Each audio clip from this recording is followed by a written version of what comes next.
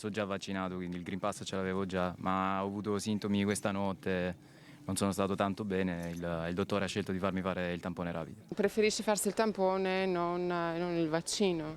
Esatto.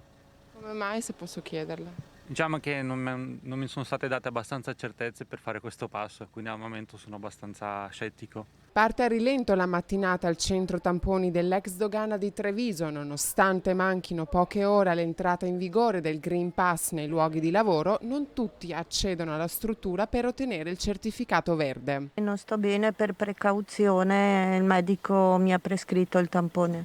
Perché lei ha già fatto la vaccinazione, corretto? No, per ora no. L'ho già il Green Pass, sono qui perché insomma non sto bene, la dottoressa ha deciso di fare il tampone per precauzione.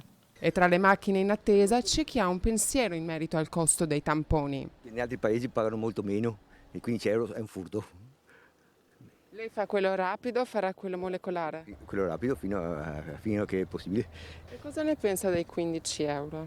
Di 15 euro che ce li potevano anche risparmiare. Farà sempre i tamponi quelli rapidi ogni 2 giorni? Al momento sì, E cosa ne pensa dei 15 euro che deve pagare ogni volta? che sono uno sproposito.